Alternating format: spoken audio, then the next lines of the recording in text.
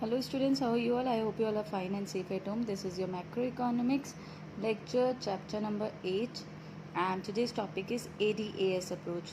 I've told you in my previous video that equilibrium income is determined by two approaches, that is ADAS approach and SI approach. So today I'm going to discuss ADAS approach. So according to Keynes, the economy will be in equilibrium when AD will be equals to AS. Yes, उसने बोला जब aggregate demand will be equal to aggregate supply, that level of income पर the economy will be in equilibrium. Okay, now students, you can see this table is here, that you can see that this is the level of income is given to us. We are given with aggregate demand, we are given with aggregate supply. Yes, so where the point or we can say the level of income, that is where aggregate demand is equal to aggregate supply, this level of income is known as equilibrium income. So here in this case 200 is the, I'll say, equilibrium income. So 200 is the equilibrium income, because at this level of income, at 200 level of income, AD is equal to AS. Okay, so this is how through tabular presentation we can see that equilibrium income is, this is how we find equilibrium income. Now if we look above, we can see that aggregate demand is greater than aggregate supply in this case. So we can see that aggregate demand is greater in this case than aggregate supply, and it will come downside. You can see that aggregate demand is less than aggregate supply. You can see ये कम है, ये ज़्यादा है, तो aggregate demand is less than aggregate supply in this case. Yes, okay. So now one more thing is, students, the level of income where the economy is in equilibrium, that level of income is also known as point of effective demand. इसको हम point of effective demand भी बोलते हैं. In your board exams you can get one question like what do you mean by effective demand. So you can tell the point where equilibrium income is achieved, that point is known as effective demand. Okay, this has come in your board exams, I feel like 2 years ago. Okay, so just study this properly as well. Okay, now this is the diagram, students. This is the diagrammatic explanation of this table. You can see that aggregate supply हमारी start होती है origin से. Of course we'll start it from the origin because this is a 45-degree angle. तो aggregate supply is equal to income होता है हमारा, and हमें ADAS approach show करनी है. So we are going to here we are given with national income. We will take aggregate demand and slash you will write AS here. Okay, so this is our AS and AD starts above the origin. तो हमने AD above the origin start किया है. The point where they both will meet, or we can say where they both are equal, that point is known as equilibrium income. Here you can see that 200 is the level of income where equilibrium income have been achieved. Here you can see AD हमारा above है, AS हमारा less है, तो AD is greater than AS. This area is denoting AD is less than AS, and this area is denoting this area is denoting AD is greater than AS because AD above है और हमारा AS below है.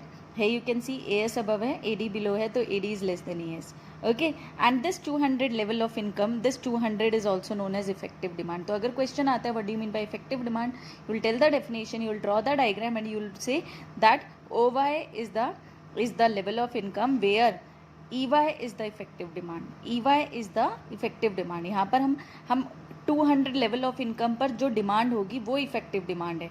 तो 200 level of income पर demand कितनी है, अगर हम इसको ज्वाइन कर दें है, यहाँ पर भी हमारी बच्चों देखो 200 ही आएगी, है ना. Here also we will get 200 because here like 200 यहाँ पर है, 200 यहाँ पर है. But if you are not given with these numbers, तो आप इसको इस तरह से लिखोगे that EY is the effective demand. EY is the effective demand. Okay.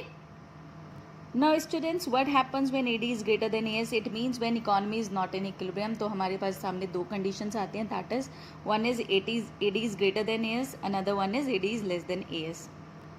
So let's start with what happens when AD is greater than AS. As you can see, demand ज़्यादा है, supply कम है.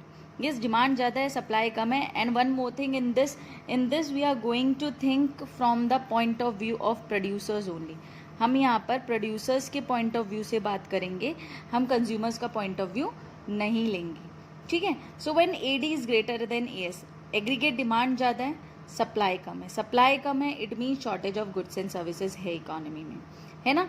Shortage of goods and services है. Shortage होगी अगर आप कोई producer हो, seller हो, तो आपके पास अगर सप्लाई कम है और डिमांड ज़्यादा है तो आप क्या करोगे? आप सबसे पहले अपने वेयर हाउस में से, स्टोरेज में से, जो भी आपके पास इन्वेंट्री स्टॉक है उसमें से गुड्स एंड सर्विसेज को सेल करना स्टार्ट कर दोगे. तो when AD is greater than AS, then what would happen that producers will start selling their inventory stock. Of course वो अपना इन्वेंट्री स्टॉक सेल करेगा सबसे पहले. अब जब वो इन्वेंट्री स्टॉक सेल करेगा तो क्या होने लग जाएगा? इन्वेंट्री स्टॉक कम होने लग जाएगा.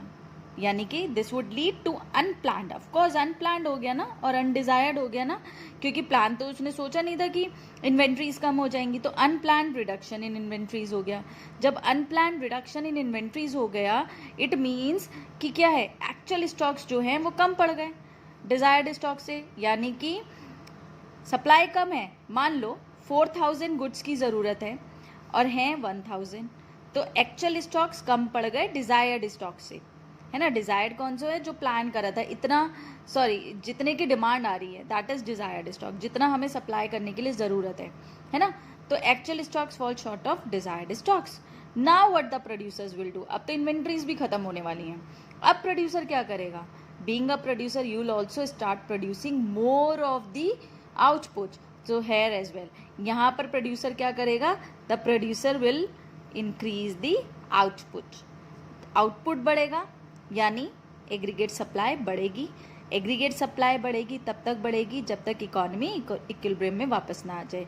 Aggregate supply will increase till the economy is back in equilibrium. So we can say that this is how equilibrium can be achieved. Once again, students, when AD is greater than AS, it means there is shortage of goods and services in an economy. This will be your first point.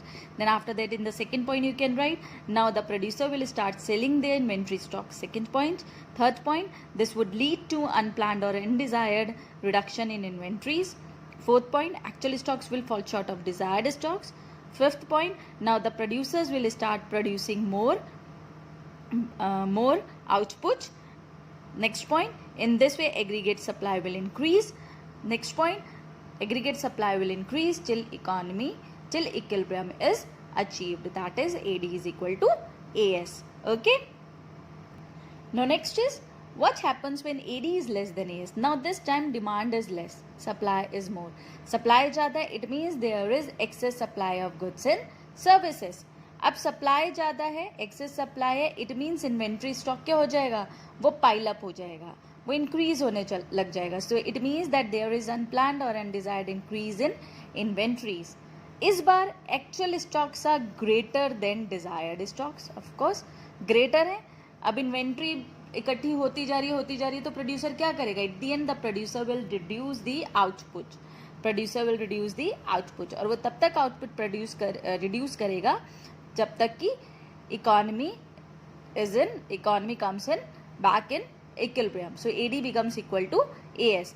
Till then producer will reduce the output. So in this way it will happen. So this way you will be writing this as well in points, I guess. Okay, all of you. So I hope you understood this. Thank you and have a nice day.